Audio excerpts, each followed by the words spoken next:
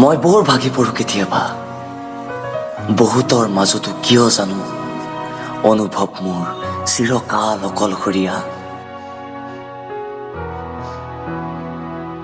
নমস্কাৰ, মই মাধুৰ্য বৰা। আপোনালোক সকলোকে মোৰ অনুষ্ঠান লাভলৈ ৱেলকাম জনাইছোঁ, স্বাগতম জনাইছোঁ। আজি আমি পাতিম এটা বিশেষ বিষয়, আপোনাৰ এক্সক কেনেকৈ পুনৰ আপুনি আকৰ্ষিত কৰিব আপোনাৰ ফালে। বৰ্তমান সমাজত দেখিবলৈ পাইছোঁ যে সেই লাভত এটা জ্বলন্ত সমস্যা ৰূপে থিয় দিছে ব্ৰেকআপ। আজিকালি সম্পৰ্কবোৰ আচলতে শুনিবলৈ বেয়া কিন্তু দুৰ্বল।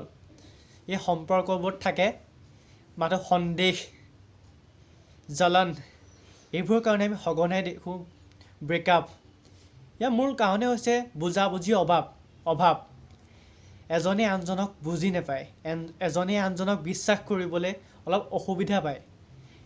সেইটো তেওঁলোকৰ দোষ নহয়, কাৰণ বৰ্তমান সমাজত যিহেতু চলি আছে আগৰ প্ৰেম নাই আজিকালি প্ৰেম কৰাৰ আগতে 10 বাৰ ভাবি ল'ব, কাৰণ আজিকালি ধোকা কেনেকৈ ঠগো সেইটো বেছি চলি আছে। এই বুজাবুজিৰ অভাৱত, অবিশ্বাসত, সন্দেহত, এইবোৰ কাৰণত ব্ৰেকআপ হয়। ব'লক আজি পাতিম আপোনাৰ এক্সক কেনেকৈ আপুনি পুনৰ ঘূৰাই আনিব বা আকৰ্ষিত কৰিবলৈ চেষ্টা কৰিব।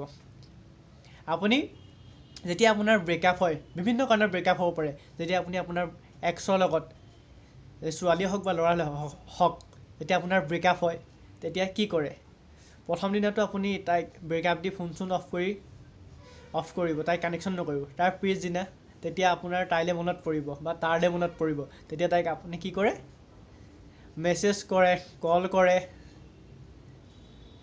ইমানেই মেছেজ কল কৰে যে তাই অবিহনে আপুনি থাকিব নোৱাৰে, এনেকুৱা এটা ফিল তাইক দেখুৱায়। যেতিয়া আপুনি তাইক কল মেছেজ কৰিব, তাই আপোনাৰ মেছেজ আৰু কলৰ ৰিপ্লাই নকৰে। তাই ভাবিব মোৰ অবিহনে ই শূন্য, এটা বিগ জিৰ'। তাই আৰু সুবিধা পাব আপোনাৰ পৰা দূৰত যাবলৈ। তাই ভাবিব মোৰ অবিহনে ই একোৱেই নহয়। তাই এটা সুবিধা পালে যে আপোনাৰ পৰা আঁতৰি যাবলৈ। তেনেকুৱা নকৰিব। যদি আপোনাৰ এক্সৰ লগত আপোনাৰ ব্ৰেকআপ হয়, তাইক মেছেজ কল নকৰিবই। আপুনি এবাৰ চাব, তাইক এমাহ পৰ্যন্ত মেছেজ আৰু কল একোৱেই নকৰিব। কিয় কৈছোঁ? আপুনি ভাবিছে চাগে মই ক'ব লাগিছিলে মেছেজ আৰু কল কৰি ভাল ভাল কথা কৈ পেলাই তাইক মানে নিজৰ ফালে আকৰ্ষণ কৰিব লাগে। তেনেকুৱা নহয়। চাব দেই, মানুহৰ এটা স্বভাৱ আছে, আমি বস্তু এটাৰ কাষলৈ যিমানেই যাবলৈ বিচাৰোঁ সেই বস্তুটো আমাতকৈ সিমানে দূৰ গৈ থাকে। কিন্তু আপুনি সেই বস্তুটোৰ পৰা যিমানে আঁতৰিবলৈ চেষ্টা কৰে, চাবচোন সেই বস্তু নিজে নিজে আপোনাৰ কাষলৈ আহি যায়। সেইকাৰণে তাইক অলপ ইগন'ৰ কৰক। এমাহ পৰ্যন্ত কল আৰু মেছেজ নকৰিব। তাইও ভাবিবলৈ বাধ্য হওক যে তাইৰ অবিহনে আপুনিও কিবা এটা হয়, তাইৰ অবিহনে আপুনিও জীয়াই থাকিব পাৰিব। সেই ভাৱটো যেতিয়া তাইৰ মনত অট'মেটিক আহি যাব, তাই নিজেই জুকিয়াই চাব, কি ভুল কৰিলোঁ তোমাক এৰি, তাক এৰি, কি ভুল কৰিলে তাই নিজে জুকিয়াই চাব। আৰু 2 নম্বৰ কাৰণটো হ'ল, 2 নম্বৰ কি কৰিব আপুনি এক্সৰ লগত থাকোঁতে, আপোনাৰ সম্পৰ্কটো থাকোঁতে কি ভুল কৰিলে, কি শুদ্ধ কৰিলে এখন জুকিয়াই চাওক। আপোনাৰ ভুলবোৰ শুধৰণি কৰিবলৈ চাওক।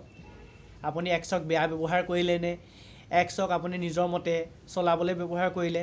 আপোনাৰ নিজৰ বাহ্যিক আৰু মানসিক সকলো প্ৰকাৰে পৰিৱৰ্তন কৰক। আপুনি যিটো মানুহ আছিলে, যিটো কাৰণে এক্সে আপোনাক বেয়া পায়, এৰি থৈ গুচি গ'ল, সেইবোৰ আপোনাৰ চেঞ্জ কৰিবলৈ চেষ্টা কৰক। যদি আপুনি উগ্ৰ আছিলে, অলপ নম্ৰ হওক, খংটো কমাই দিয়ক। আৰু আপোনাৰ ড্ৰেছ পাতিৰ পৰা আদি কৰি, চুলিৰ পৰা আদি কৰি অলপ মানে হেয়াৰ ষ্টাইল, ড্ৰেছিং সকলো চেঞ্জ কৰক। আৰু 3 নম্বৰটো হ'ল, আপুনি যেতিয়া এক্সক ব্ৰেকআপ দিব তেতিয়া আপুনি পূৰা বিন্দাছ থাকক, ফূৰ্তি কৰক, ফ্ৰেণ্ডৰ লগত পাৰ্টি কৰক। সেই পাৰ্টিৰ ফটো দিয়ক ফেচবুকত বা হোৱাটছআপত। তেতিয়া তাইতো দেখিব, তাই জেলাছ ফিল হ'বই। তাই যদি আপোনাক এদিন হ'লেও, অকণমান হ'লেও যদি ভাল পাইছিলে, জেলাছ ফিল হ'বই। তাই ভাবিব মোৰ অবিহনেও সি কিবা এটা হয়। তাই তেতিয়া নিজৰ ভুলবোৰ ভাবিব যে সি মোৰ অবিহনে ইমান সুখত আছে। তাইও তেতিয়া অনুভৱ কৰিব, মানে এনেকুৱা জেলাছ হ'ব নহয়। চাব, তাই আপোনাক নিজে মেছেজ বা কল কৰিব কিবা এটা চেলো লৈ। সেইকাৰণে কৈছোঁ, আপোনাৰ যদি ব্ৰেকআপ হৈছে, আপুনি সেই ব্যক্তিজনক ওচৰলৈ ইমান কাষ চাপিবলৈ চেষ্টা নকৰিব।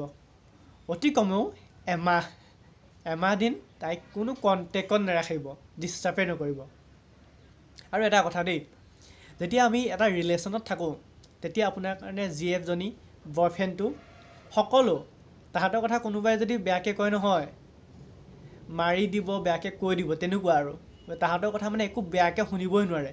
তেওঁলোকে মানে সকলো আপোনাৰ পৃথিৱীখন বয়ফ্ৰেণ্ড গাৰ্লফ্ৰেণ্ডজনী চব ফ্ৰেণ্ডকো পাহৰি যায়, কিন্তু ব্ৰেকআপ হোৱাৰ পিছত ফ্ৰেণ্ডৰ ওচৰলৈকে দৌৰি আহে। সেইকাৰণে ৰিলেশ্যনশ্বিপ ৰাখক, সকলো ৰিলেশ্যনশ্বিপ বজাই ৰাখক। ব্ৰেকআপৰ পিছত আপোনাৰ ফ্ৰেণ্ডবোৰ আপুনি ফ্ৰেণ্ডৰ ওচৰলৈ যাব লাগিব।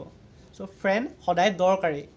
সেইকাৰণে এটা কাম কৰিব, যেতিয়া আপুনি ৰিলেশ্যনশ্বিপত থাকিব তেতিয়া আপোনাৰ ফ্ৰেণ্ডকো সময় দিব, কাৰণ আপোনাৰ GF জনী বা বয়ফ্ৰেণ্ডটো সদায় নাথাকিব পাৰে, কিন্তু আপোনাৰ এজন ভাল ফ্ৰেণ্ড সদায় আপোনাৰ লগত থাকিব, সদায় আপোনাক সাহস দিব।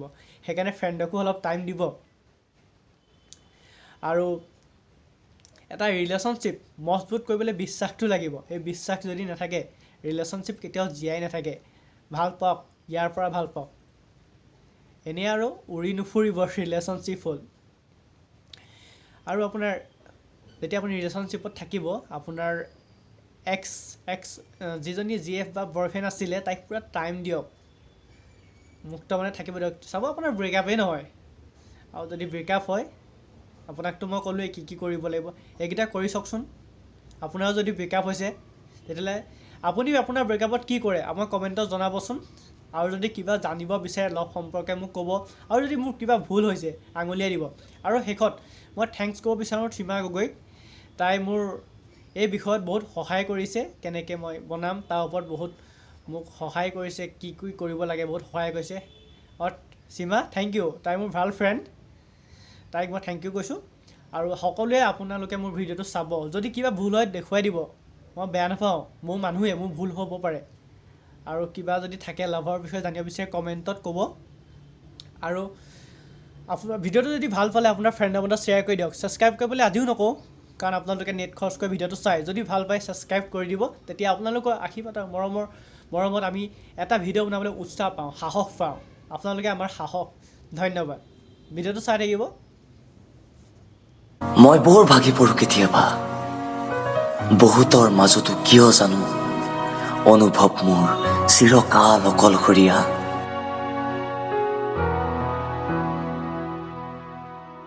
যাক